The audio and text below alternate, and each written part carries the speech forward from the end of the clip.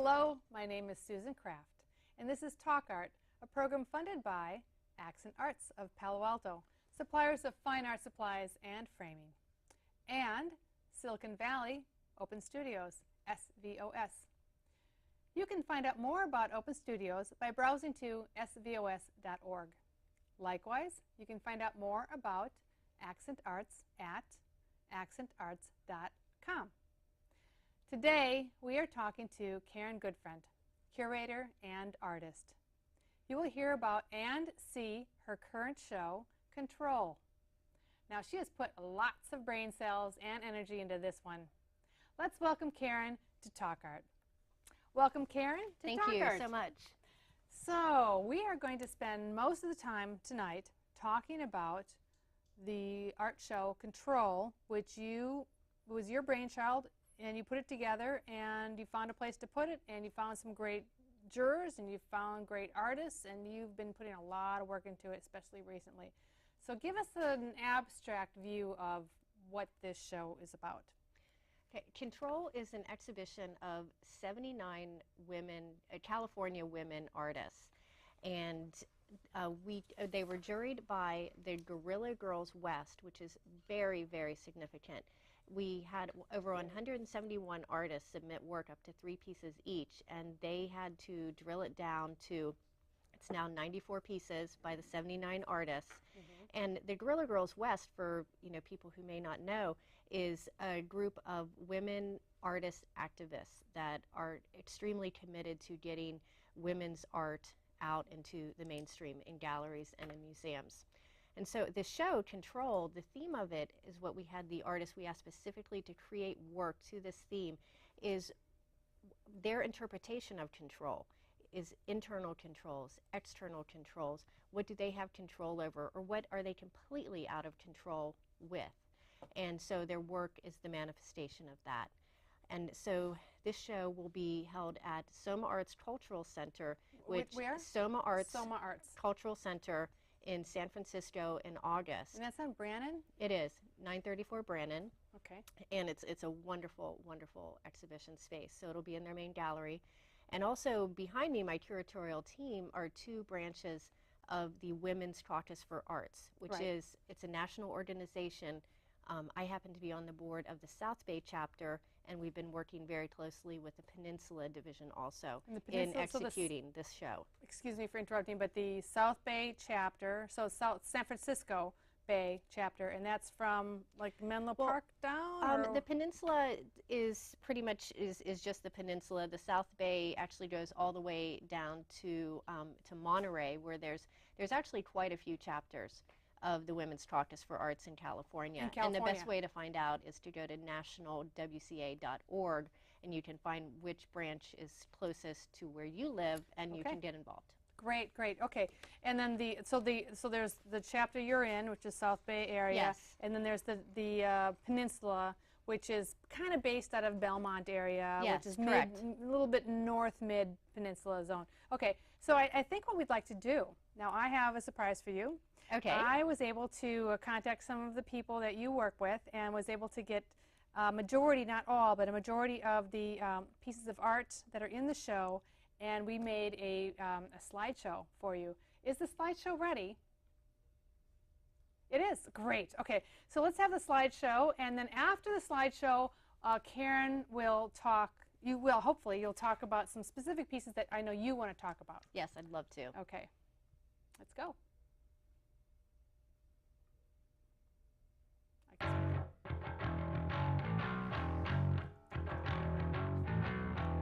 Is it going to help us now?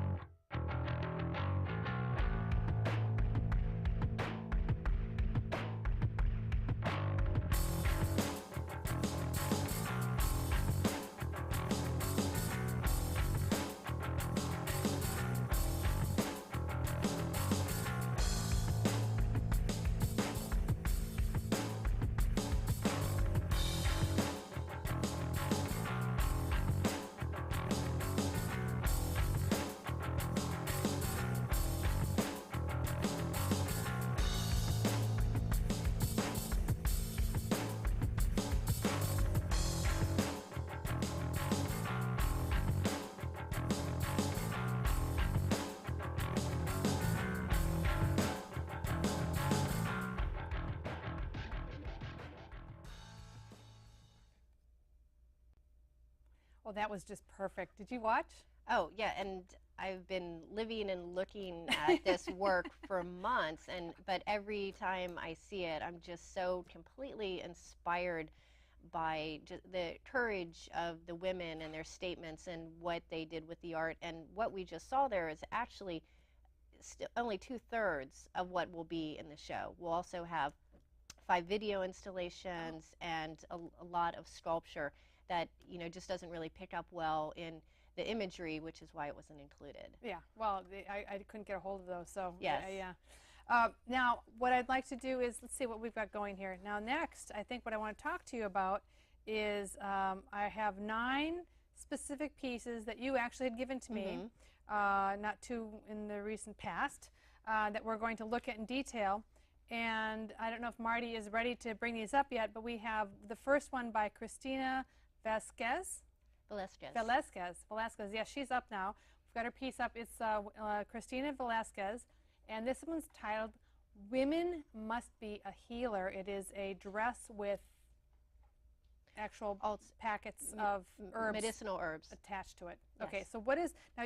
You have all the phrases, the statements that each artist wrote about their artwork. So if I tell you the name of the person and the title, I think you can then tell us what their statement is. So could we have that piece back up again, please? Thank you. Okay, here it is. Women must be a healer. Okay, and just also to start this off with all of these pieces, and this is probably the thing the artist hates the most, is having to write statements. But everything that I will be reading is straight from the artist about their particular piece. Okay, what does she so have to this say? one, what she had to say: the dress represents me as a good follower of a tradition that ultimately makes me feel controlled. As a female, I'm asked to model certain behaviors. Being a healer is one reserved to women. So what I love about Christina's work is she's really exploring this not only culturally but stereotypically gender roles that women are placed into, as the healer, as the mother, as the nurse, as the teacher, and I think this is a beautiful example. And they are wonderful roles that excuse me for stepping over your phrase, but they are wonderful roles. I mean, nobody can say, oh, those are terrible things that make us do. You know, it's like making us wear burqas. But not everybody is cut out for all of those roles, and so exactly. It's a pressure. And what she has said in her statement is this: following that tradition makes her feel controlled, because she just may not want to be the healer, right? And so it's just the stereotypes, not only culturally but for women, of what roles that we play in society and in our own lives. Right. I'd agree, and so. For instance, you can come into and out of those roles throughout your life, right? If you do choose, or if it does come upon you, and some of those roles may or may not be part of you anyway. But just because you choose to accept one of those roles because you like it or it fits what you're doing at the moment, doesn't mean that's what you want 24/7. No, completely. And I just find a lot of times with stereotypes for women, men don't quite have the same stereotypes that women feel that they must fulfill. Like if the old commercial, bring home the bacon and fry it up in a pan. And exactly, make them feel less than a man or whatever it was. Never ever let them forget they're exactly. a man. I think this is a wonderful piece to start off with. It's beautiful, and the herbal woman, the medicine woman, right? That was that was the top of the heap for the women. Which actually is a very powerful position to be in. Right, and there's a lot of folklore that goes with it. So let's move. We've got 9 more to look at before we move on to some other pieces. Next one we have up is Judy Shintani. This one's called In Vitro Piece. It's purse. Sorry, In Vitro Purse. In Vitro Purse. It's mixed media, 8 inches tall by 5 inches in diameter. And it's a clear container with a handle. So what does she have to say about this piece? She said, when I finally decided to have kids, my body didn't cooperate. I gave the infertility clinic control of my sex life, my body, my hopes, and legacy. 1 in 20 will never have a child despite all that medicine can offer. And so her statement, actually when I very first saw the piece, because it's very, actually it's very comical, it's very funny. It's a bunch of eggs that she's drawn pictures on, and she actually saved all the needles from her own in vitro procedure, and these are in the jar with the chicken eggs, of course, you know, symbolizing women's eggs.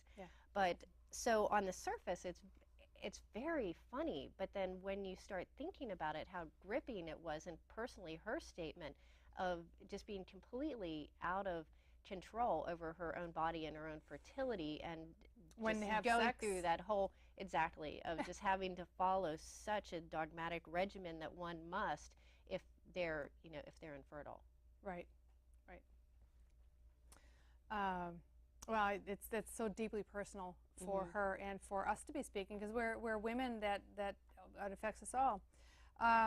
Let's move on to the third one. The third one is Senta Schumacher, and this one is No One But My Own, and we were speaking about that a little bit earlier. It's a silver gelatin print, 12 inches by 8 inches wide, and she made that last year in 2008. There are times when self-control, the medium of the level-headed, can be destructive. The binds we place upon ourselves can become so tight that our very existence is painful. And then painful it does look. It does. I was just struck by, not only Senta is a very young artist, she's actually still in university, and she's just beginning to, you know, really get her artwork out there, and she has just created just a series of just such powerful but simple images that I feel just really, this one really captures the theme of control, where we may bind ourselves up in, you know, whatever projects or work or family, where we just pull in so tightly to remain completely in control over everything that it can stifle you. And I think she's captured it beautifully in this simple image. I think I need to have this piece in my in my house. Well, now it's a silver gelatin print, and actually she is going to print it much larger for the I show, would love it. which I would think love is it. wonderful. And of course, I can hook you up with her. I need it. I'm sure I'll meet her. I hope to meet her. The next one is by Priscilla Tani, and this is number 4 in this group here that we're showing. It's called 28-Day Regimen, and this is a mixed media assemblage. It's 8 inches tall by 10 inches wide. There's a little bit of a depth to it also, but we're not going to forget that for now. And she just did it this year in 2009. So many of the pieces people created specifically for this show, which I thought was wonderful. But onto her statement for 28-Day Regimen. The pill promises sex without regrets, control so free and easy. Except inside each cute dispenser is a baby impossibility. In tiny print are side effects, the decay of youth and health. Now this piece, it's tiny, but it packs such a wallop, because you can either have control of your fertility and, you know, free sex, not wanting to get pregnant, but then at the other hand, you know, you can have all the side effects, and that's what she's talking about as women. Control of your sexuality and fertility go so hand in hand, and plus too, a lot of these pieces, even though they're small, strong, powerful, they're such powerful subjects, but they're portraying it in such a way that, I mean, I just love this piece. It makes you laugh to see these little baby dolls with a pill in their mouth. They do look pretty funny that way. Yeah, she's well, I know Priscilla, and she is part of National, actually, National WCA. Yes. So, and she lives in San Francisco, Southern California, and very far north as well. The next one we have up is Ellen Kiefer, and this is number 5 for this group that we're showing, and it is Outside Our Control. It's a monoprint, 27 inches tall by 23 inches wide, and again, it was created in 2009. This is a monoprint. Yes. My image symbolizes the anguish and torment we all feel when we allow people and conditions to restrain us. We reclaim our power when we take control of our response and exercise dominion. Wow, this is a very powerful image, even without the statement. It just grips you, because she's gripped by words, by herself, by rope, by bondage. Her eyes are shut. And it's such a dichotomy, because the statement and what the artist's intent, and I usually as curator would never say what the artist intended, but Ellen did tell me about this piece, is she's a very powerful artist, excellent artist, and she really likes to be in control. I mean, she believes in creating that for yourself, not being a control freak, but just controlling your world. And so it's such a juxtaposition of the vulnerability of the figure in this, but what she's really stating is saying, you take control as, you know, as a Don't person. let this happen to you. Exactly. Don't let this happen to Right. you. Yeah, you can see this all over your neighborhood, all over the state, all over the country, Yes. all over the world. We have to leave this. We could probably speak a half an hour on this I know. particular image. The next one, number 6, is Kay Kang. It's a girl. It's a mixed media. It's very large. It's 82 inches by 55, and it's actually three-dimensional, so I don't know what the third dimension is. And it was created in 2001. Now, this one, I didn't see it in person, but I did hear her speak at a WCA National Convention last February in Los Angeles, and she did a series of these. Please tell us what she had to say, and then tell us what this is, because I don't know if you can really see on the TV, or our studio audience can see what this is, but I know, I'll tell you, it's a hint. There's chunks of coal hanging by rope by doorways. So go ahead, Yes. Karen. It's a girl. It's a celebration of the birth of a girl, which has been neglected too often in Korean customs. When a female is born, charcoal is attached to a hemp rope and hung outside of the front door, signaling disappointment. When a boy is born, red chili peppers, signifying joy, are hung on a rope. Great. This piece, when I was just fell in love with it the minute I saw it, and it actually, you know, it's still to this, it brings me to tears. It's like just the sadness of this custom. A woman, a girl, gives birth to a girl. It's like, you know, you have a child, and if it's a girl, everyone's just saying, oh, I'm so sorry, and they actually do. They put coal. So this is an installation piece where it's all pieces of coal with symbols written on it, and of how they would just have a huge bucket full of coal dumped on their doorstep if they had a baby girl. Like coal in your stocking if you're Exactly. a bad child for Christmas. It's That's like just really not, sad. you know, not good enough. You know, a Korean girl just isn't good enough, and that No. just, it breaks my heart. No, it's the Adam and Eve. Eve was the sinner. She was the reason why they were kicked out. She's the reason why women have pain at birth when you give birth, because it's the reminder of the original sin. Like, what? Oh, okay, because we're bad. Another interesting story. It's like, no. It's like, what is this? All right, so thus control. Now the next one, number 7, is by Joanne Lysko, and this is called Nipped in the Bud. It's an oil on canvas, 36 inches tall by 12 inches wide. So a very small piece, but extremely powerful. And her statement, Joanne's statement, is, female genital mutilation, this cruel and barbaric method of control, as with all abuse, prevents the full blossoming of womanhood. The woman will never fully know herself. The term nipped in the bud first appears in a 1607 comedy by Beaumont and Fletcher. Yet I can frown and nip a passion e'en in the bud. The play is called Woman Hater. Really? Wow.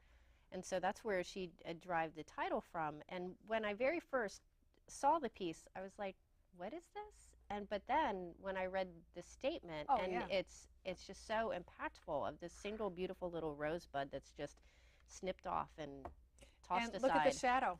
The shadow is still on the wall of the bud. It's still very phallic. Yeah, that's true. That's true. Yeah. I donate money to this issue, the genital mutilation of women around the world. So this is something that I track, and I've been tracking for years. So it's just, okay, Yeah. ripe. It's a hideous practice. Yeah. Number 8, we've got Elaine Jason, and this one is called Never Always. It's a multimedia, mixed media wall sculpture with neon. It's 49 inches tall by 23 inches wide, and it was created in 2008. A stain, like a drop of blood that spreads into the fabric of your soul. A parent, a spouse, a partner, imprisons your mind. They promise they will never hit you again. They always do. Wow. Every time I read this, and she actually has a poem that's 5 stanzas long. It's just so powerful, and it just, it gives me goosebumps because it's like the always never, always never. Always never. Yeah. I'll never do it again. I'll never do it again. Yeah. I'm so sorry. Exactly. And so it's Here, like have it's my her rose with the nip. exactly. nip No, top. it's like, and her work is just very powerful and strong because she's refuting that. It's like she is not willing to give in to that, having someone else having that control over her or people or whatever. I agree. Saying, I'm not, she's not allowing herself to Again, be in that this is situation something we again. can have a whole another half-hour conversation on just this issue alone. So we need to move on. We're actually running out of a whole chunk of what we're going to talk about. So we're going to we'll be fine though. We'll be fine. You'll have to come back. The next one, the last one we're going to talk in detail about is called it's called Sucker Silver. And it's by Yvonne Escalante, and it's the Barbie head mixed media. And this is 3 inches by 2 inches, and it was created in 2005. And what does she have to say about this piece? From the day we are born, our behavior and tastes are controlled by the socio-status quo. Little girls are fed an idealized image. Here, Barbie has been deconstructed and reassembled for even easier consumption. Okay. All right, then. I think the image for this one speaks for itself. It's amazing. Oh my goodness! Well, we saw already in the video. We saw the last 3 images. Right, before the torso and the arm. Yeah, the arm. Like, okay. Now, what I'd like to do is to talk about. You've got 2 pieces here in the studio that were in the video, and these are your pieces. Yes. I actually am physically. My DNA is in this piece over here behind Karen. It's my hair. I've got a little tiny chunk of my hair in this piece. When she first asked me for my hair, I thought, well, I'm not ready to, it's kind of short already. How much do you want? She said, oh, don't worry about it, just a little bit. I just need to have some red hair. A few strands. Just a few strands. And she took like maybe about, I don't know. A chunk. A chunk. It was, but who knows, who cares? So we're going to, I'd like to talk about these 2 pieces. One is called? The first is I Will Not Be Shorn, which is the piece directly behind me that contains actually hair from 27 women. 27 women. I'm going to read it to you since it's on your back. I am not the glory of man. I was not created for man but myself. The head of woman is next to man. Is not the man. head of woman is not man. No symbol of authority on my head. I will not be shorn. Maybe I didn't read it right. Is this your poem? Did you write this poem? No, well, yes, I did write this, but all the text that's behind it, which I don't know if they can do it close up and see, is actually from a chapter of 1 Corinthians chapter 11 that talks about how women were made for the glory of man, and man was made for the glory of God. For man myself. I am not, the head of woman is not man, and I am not, no symbol of authority on my head. Because in so many cultures, there's such a thing about hair and having to cover up your hair. Even here, Catholicism, you have to put a the little doily on your head. Yeah, it's ridiculous. Exactly.